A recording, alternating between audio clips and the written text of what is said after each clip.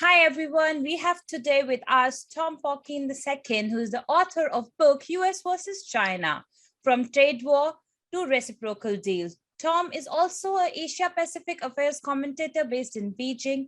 He's quite active on Quora and answers a wide range of questions on China. You should go have a look there. He uses the name Tom McGregor while pinning articles for the media. Moving on to India, how do you see the current trade relations between India, China, and the future of the trade relations? If we look into the timeline, there are many countries added into the list than it was a decade ago.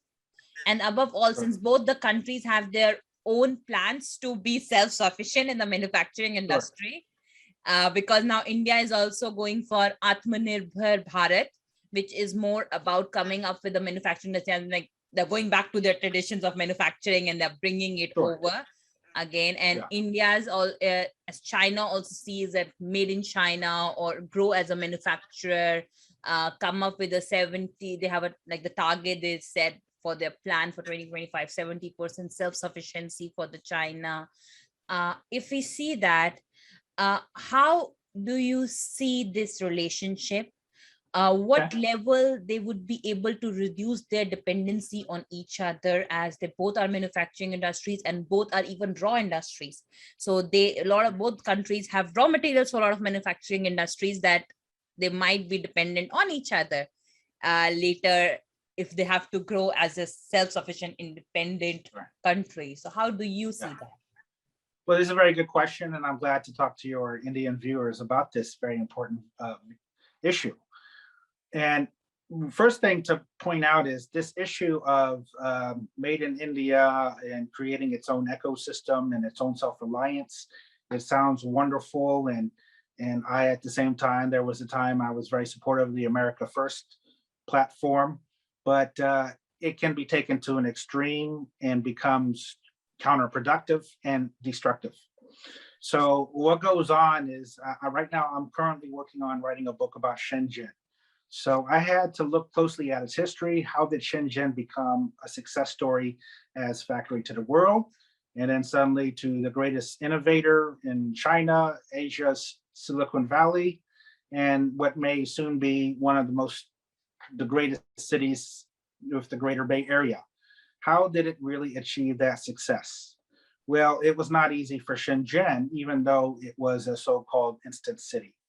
What Shenzhen did, and I think that a lot of people did not realize or pay close attention to, was that Shenzhen totally focused on its supply chains and ecosystem. So when they created a factory, they built new roads. They put it next to the ports. They put it next to the airport. And then also they set up a supply chains where it's always reliable to get in their raw materials, to have their contracts go into the factories on time, to have the power plants keep the factories running 24/7 every day of the year, meaning 24 hours a day. So they're working hard. So you need good energy supply, you need good roads, you need good ports, you need good access to raw materials that's very easy to obtain. You also need good equipment, good manufacturing assembly lines. And then you also have to be able to produce at a faster level than the other countries and then sell at a cheaper price than the other countries. That's not easy. That's what China did. But it took many years, it took decades to make it happen. And that's why they had to keep shifting their game plan, because when they became too successful as factory to the world, now the prices are manufacturing costs are too high for them. So then they had to shift a lot of these factories to other countries in Southeast Asia, even to Africa. So that's why you have the Belt and Road Initiative. So what I'd like to tell the Indians is, if you really have this Indian dream to have this Make in India comparable to China, and remember, you're listening to an American, not a Chinese. So there's no, Chinese citizen patriotic talking to you. Yeah. What I'm saying is, it's very, very hard. It's an arduous process. It's not going to happen overnight. But if you are serious, then you got to start today and tomorrow and next year, and then you have to keep at it 10 years later. And if you're not making progress, you still have to keep at it because that's what China did.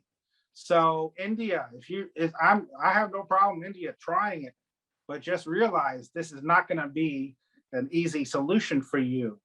And my recommendation is that instead of decoupling from other countries or relying on American government for your support, which is very moody and fickle, sometimes the US loves you and other times they don't.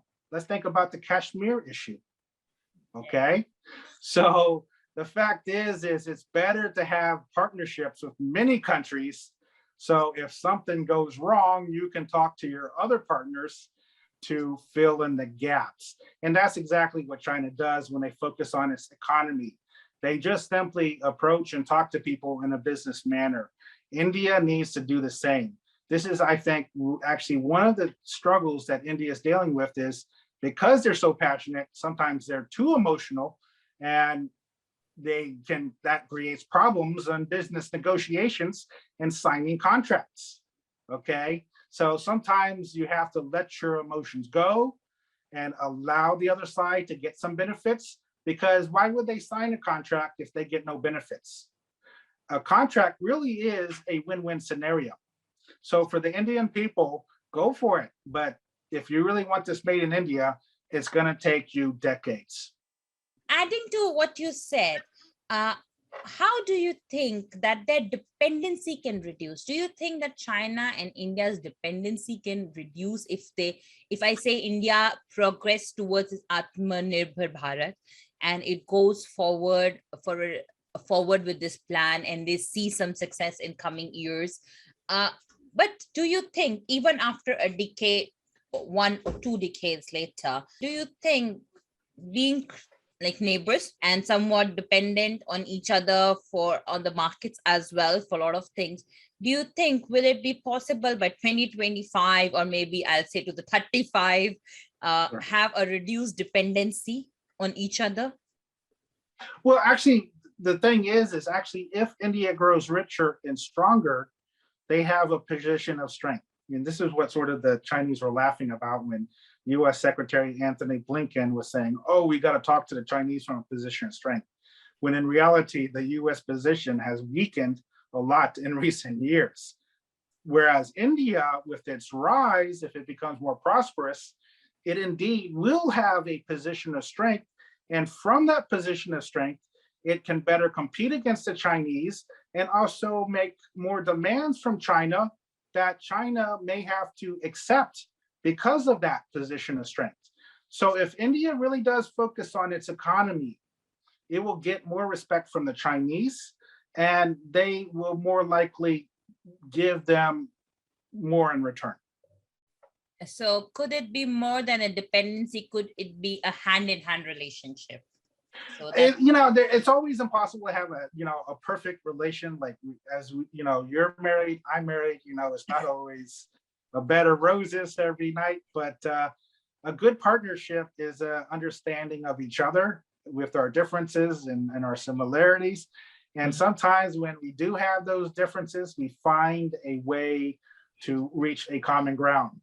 I think the problem I'm seeing here with the India-China relations are just too much stubbornness. And this also includes from the Beijing side, okay? You have to, if you can think more like business negotiation style, how can you get both sides to sign a win-win agreement?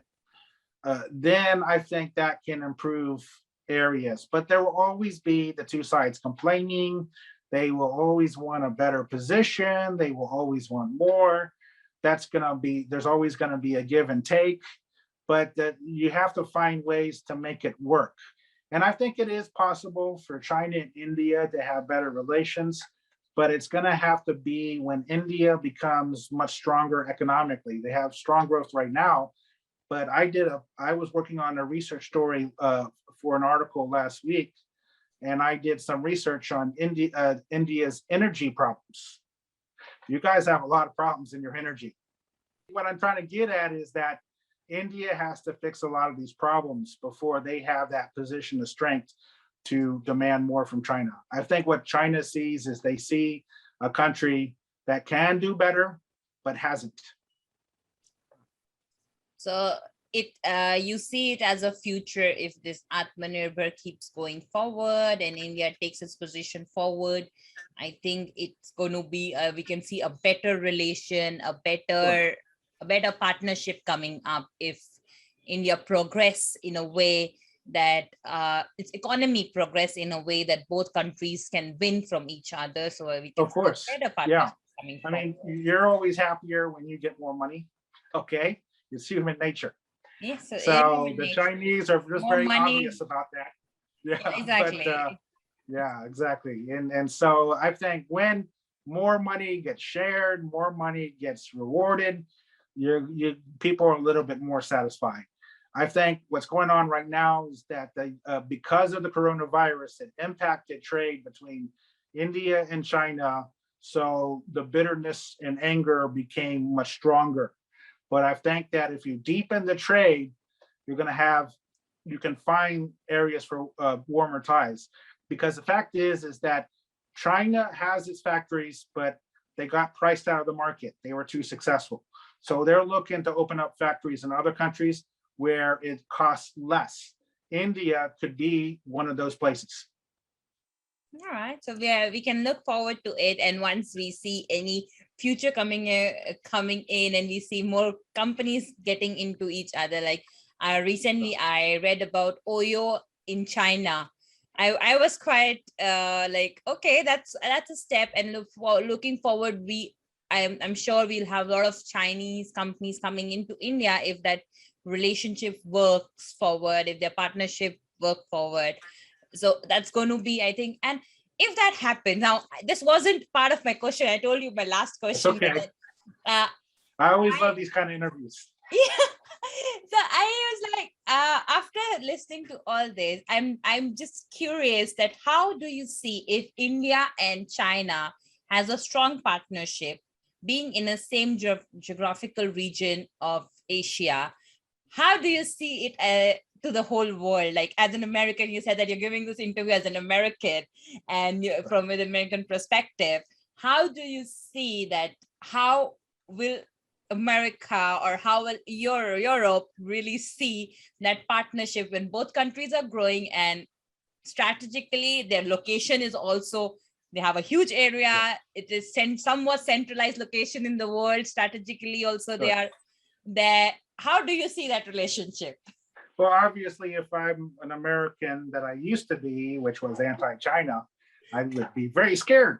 I'd be terrified that this would happen. And that's why the US is really pushing India very strongly right now. And they're leaning on India to try to form a bigger partnership because they worry about the China-India relations getting stronger. But what the Americans have to realize is that all countries rise and fall, like all dynasties in China. They had the Song, the Tang. They rose to power, to greatness and heights and amazing glories, and crashed and burned. And we saw it with the British Empire. We saw it with the Roman Empire, the Greeks. It just happens. And I think America and I think Europe already knows they fell. So at least they can accept that. The Americans are having some trouble with acceptance issues right now. And because of it, they're getting more angry and bullying towards countries and grasping at straws to stay in power and stay as number one. But the more they act this way, the more they accelerate the push where they end up alienating many other countries. If I, as an American, if I was to be in politics, I'm not, but if I was, maybe someday later I have the opportunity, I would focus on Americans trying to do more bridge building rather than bridge burning. To say, look, we used to be number one, maybe we're not anymore, but that's okay. Let's work together because America's a great country. We have great people. And if we work together with other countries like India, China, Japan, and just find good ways to collaborate and work with each other, we can have a much better world. Yeah, I think it's more about if we understand that we cannot work against each other, we need to work Yeah, with each other that's the problem the to Americans are achieve. having trouble understanding right now. And I feel like it's my mission to explain to us Americans, including myself.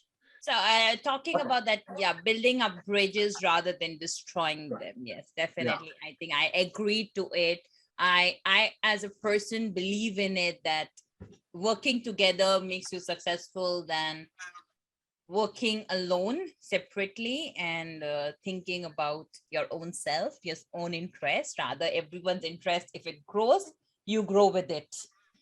So yeah, I definitely believe in that. So yes, I would like to see how this with all that you said about art, how India can go for Atmanirbhar Bharat and how we need to keep trying. I really want to see how, because this concept of made in India is very new actually. It started few years back and Atmanirbhar came more forward during pandemic. Made in India was definitely there, but Atmanirbhar actually came during pandemic when we were not able to get a lot of supplies and India Right. was struggling initially. And Yeah. then they said, okay, let's get our own things. Let's do it. And they did a really good job. Yeah. I Thank have you. to agree to it. Initially, they were with the PPE kits and things like this, they were really not able to manage. But then they went, okay, let's do it. Let us make it on our own. They did their best. Yeah. Yes, I am so I'm looking forward to it. If they see this thing, if they have learned this lesson from the pandemic, that your and bring this self-reliant thing and keep it forward after the pandemic also, and take it Mhm. forward in the way that how they showed up, like, oh, we can do it, kind of the Yeah. attitude. If they keep that and if they show it forward, I would love to see how this relationship between India and China is going to grow and how it's going to affect the world, because that's really interesting. If I see that two Asia countries working together and becoming very strong, I really want to see the West and the rest of the East. How is it going to be Right. for them? It's going to be interesting. So yeah, definitely. I'm looking forward to that. And I am looking forward to more discussions with you as we grow on this aspect, Sure. how the relationships are going to go forward, how they're going to grow, and have another perspective from you, because this is actually a good perspective. And I see when you say that, oh, Chinese, if your economy grows, the China will definitely move in to your economy. They will partner with you. So that's a perspective that really need to be openly talked about, that you said today, that people really need to talk about this in this to India or in India, that if your economy grows, this India China relationship that can grow really well, and people need to understand that with the point that you bring up. And I think we can really have more discussion on this, that how we can build up this relationship going forward, if how we grow with that thing of self-resilient, or how India works for looking at how India is going to work forward with its plan.